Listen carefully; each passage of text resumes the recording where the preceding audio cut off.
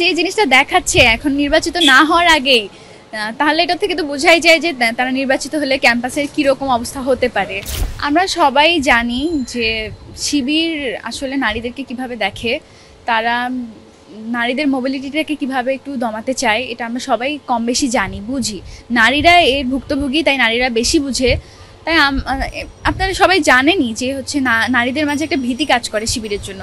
তার উপর এরকম একটা বক্তব্য দেয়া, গণধর্ষণের হুমকি দেয়া মানুষের সামনে একদম সম্মুখে, এটা আসলে খুবই লজ্জাজনক একটা ব্যাপার এবং এটা আমি মনে করি একটা থ্রেটনিং বিষয়। আমাদের ছাত্রদল থেকে যারা ভিপি জিএস পদপ্রার্থী তারা এই বিষয়টা নিশ্চিত করছেন, নারীদের নিরাপত্তাটাকে যাতে তারা বজায় রাখতে পারেন এই বিষয়ে তারা কাজ করবেন।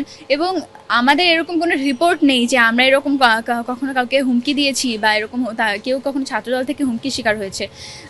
তাই ছাত্রদল একটা সেফ প্লেস মেয়েদের জন্য। অবশ্যই আশাবাদী তো অবশ্যই, যেহেতু ভালোভাবে কাজ করছি, সৎভাবে করছি, আশা তো করবই। এখন যদি হই না হই সেটা ভাগ্যের উপর, কিন্তু চেষ্টা তো চালিয়ে যাচ্ছি, হব ইনশাল্লাহ।